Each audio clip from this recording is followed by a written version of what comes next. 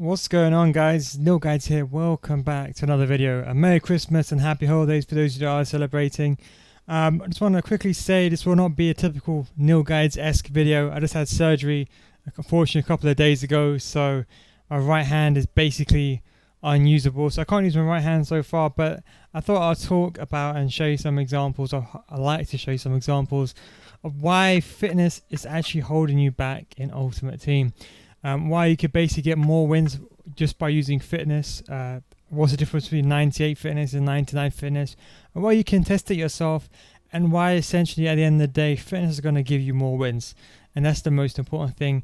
It is very cost effective in contrast to what people think. Many think it's you're basically wasting a lot of money, but I'll explain that all later on. So we're going to first start with fitness cards. Now, the big question is fitness. What does it affect? You know, people always say towards the last 10-15 minutes of a game, why does my players feel sluggish? Why do my players not perform what they're meant to do? They might take heavy touches. They might not run for the ball properly. They can't turn. And it's all attributed down to fitness. Now, fitness and stamina go hand in hand, but here's the proof in the pudding. It's an actual pitch notes on chemistry styles. It is for FIFA 19. But believe me, this doesn't change. Fitness has been in the game since since Ultimate Team's intervention, to be honest. But you know, this doesn't change. So don't think just because this is FIFA 19, it means any different. But this is the first time they have actually confirmed, literally confirmed, although ambiguous in such a way. But they basically confirmed that stamina or fitness impacts acceleration, agility, jumping, strength, reactions, and marking. The main thing being reactions. Now, for those of you that are wondering, this is the reason why sometimes in the last 20 to 30 minutes of the game, your players are not effective. They don't do what you want to do. They don't turn properly. You know, you might find they don't run for the ball. They don't turn properly. They don't make certain passes. Their first touches are really bad. It's all attributed to fitness and stamina. Now, just to give you a brief example, if you're playing online seasons, this does not really matter. This is only for Ultimate Team. Now, if you're playing Rivals, it doesn't really matter either because you can still apply fitness cards. I mean, realistically, the lowest you should ever go is applying a fitness cards once every 2 games. For Rivals, it doesn't really matter so much because whether you win or you lose or you draw, you're still going to get points regardless. So if you happen to not apply a fitness card, even if you draw, you can still get points. But in Ultimate Team, that's where the difference is, because in Ultimate Team, a win is the difference between going up a rank and going not. Now, I can tell you one thing for a fact. You can join my Discord. You can ask anyone in my streams. Those who have started applying fitness cards every single game, people have even gone from Gold 1 to Elite 3 just from applying fitness. Let's say they finish normally on 21 wins. Just by applying a fitness card every single game, they now get 23 wins. It's not even a joke anymore. Now, as I said, the proof is there. There's one thing I just want to explain to you. Fitness and stamina is a bit different. They're very much associated.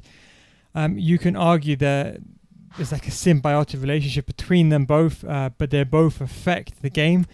So I'll give an example. Let's say, for example, all my players now have 99 fitness. We look at Alan, for example, as you can see under physical on the right-hand side. He has 94 stamina. So let's say he starts a game on 99 fitness.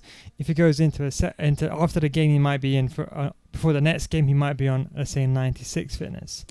In contrast, someone like Dembele, who's got 69 stamina, if he starts on 99 fitness and he goes into a game, the next game he might be on 92 fitness. So the higher the stamina you have, you can argue the less fitness you will lose.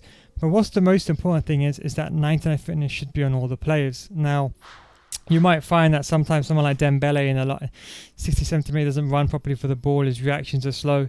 It's all attributed to fitness. So why do you want to cost your entire team? Now, especially if you're one that believes in handicap or DDA, if you believe it exists, why would you want to put yourself at a risk by not applying fitness? It makes no sense to me. Now, I can tell you one thing for a fact. There is a difference between 98 fitness and 99 fitness. And I'm not even joking. I've played this game long enough. I studied this game long enough to know the difference between 90 and 99 fitness. The best way I can basically depict this to you visually, or in your mind, should I say rather, imagine you play a through ball in the last minute. It's the last minute of the game and you play a through ball to one of your key strikers. Let's say, for example, someone like Nedved, for example, I play a key pass in towards him. Now, let's say he's got 89 acceleration. Now, because fitness affects acceleration, let's say he's got 98 fitness. Let's just say, for example, right, he starts the game with 98 fitness, right? Now, if he's running onto that final ball, and let's say you're losing 2-1 in the 90th minute, the difference between him getting the ball and scoring could be a difference between you drawing the game and going to extra time or losing the game. So why would you want to put yourself at risk by not giving yourself a 99 fitness? You know, in that last minute, that could be a difference between winning the game or losing the game. And just by the lack of fitness, it's going to cost you. So that's why it's really important to understand why fitness is really important. Now, EA, they don't really, I suppose they can say, they don't really say exactly how much acceleration you use, agility or jumping. I would say, given that a player starts the first minute until the 90th minute, should I say, sorry, with 99 fitness, I would say there is a potential you could lose up to minus 10 acceleration for each stat, depending on what the stamina is. So that's why sometimes you might have a player who's running in behind. You might have, for example, someone's got 99 acceleration running in behind in the final 10 seconds of the game. He might get outpaced by someone who's got, for example, just 80 acceleration, and you always wonder why. And even though it might not just be the angle, let's say they're running at the same angle, it might be because the acceleration stat is extremely affected. Now, as I said, I know the difference between 98 and 99 fitness. If you don't believe me, which some of you will be completely fine. If you don't believe me, I don't blame you. Go into a game, go into an ultimate team game, go to extra time with 99 fitness, play around, and then the next game, play the exact same tactics, exact same formation. Don't use team press or anything. Use the exact same players, but this time with 98 fitness. So play 2 games extra time, one with 99, one with 98 fitness. I guarantee you, for yourself, you're going to see a difference between 98 and 99 fitness. If for example, I go into a game, let's say I start a game, and let's say someone DCs in 30 minutes, sometimes you get left over a 98 fitness, I still apply a fitness card, because I know if I'm going to extra time, there's a massive difference between 98 and 99. So that's why I say, why take a risk? Why would you want to put yourself in a position to basically almost handicap yourself or put yourself at a disadvantage? I do not know. One thing I want to say is about fitness costs. The question I get asked a lot is, well, are you not going to be spending a lot on fitness? Are you not going to be spending 30k extra? Well, first of all, the mathematics are incorrect on that. Now, just based on the monetary value on fitness cards, so today is Sunday. Weekend League is being extended for 24 hours because there's a problem with the connectivity issues. But fitnesses, they don't really go for 1k. They normally go, realistically speaking, especially after Team of the Year, 700 coins, right? You can snipe it for about 500 coins. Let's be realistic. 600, 500, 650 you can snipe it for. Now, if you purchase these on Thursday, you can get fitness cards on bid for 450 to 500 coins.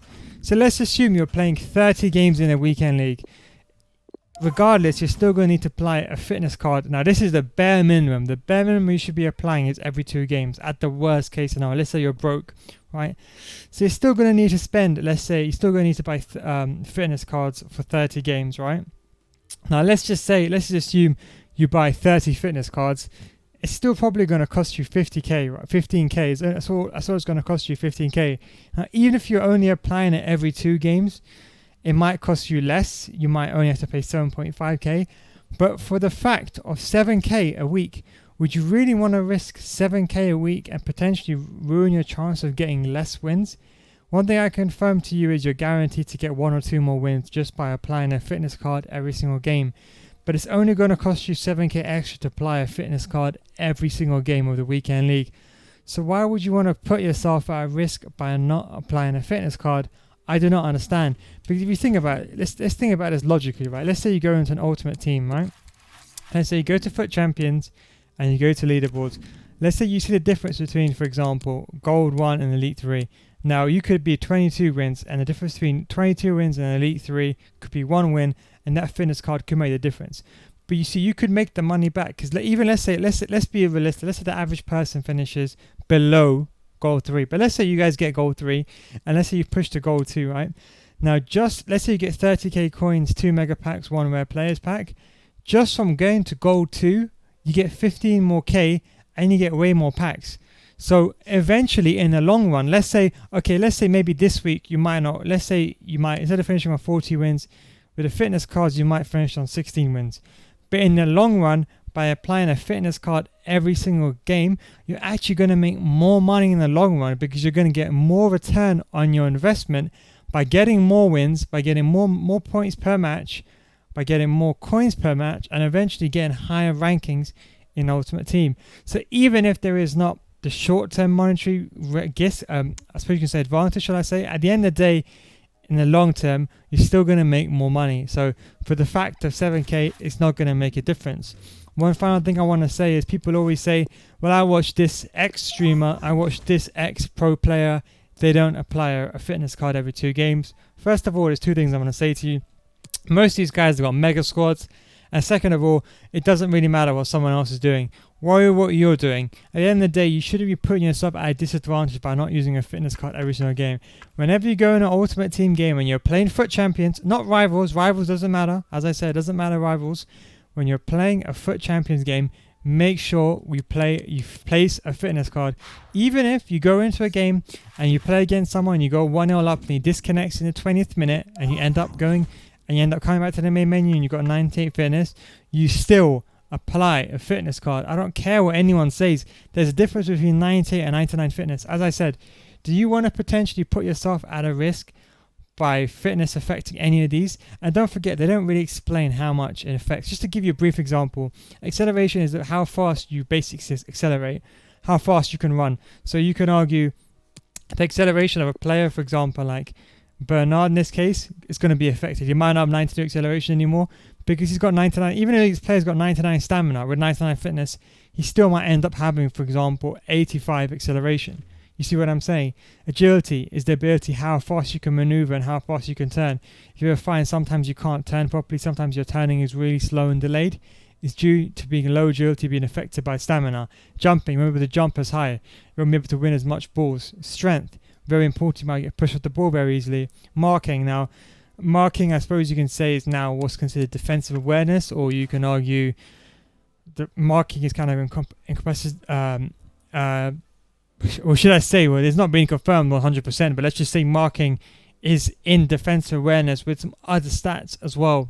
It's not confirmed, but sometimes you might be using cutting the passing lanes, for example, one of your players, and you might find that sometimes they're out of position. It's all due to the marking. And reactions, probably the most important thing.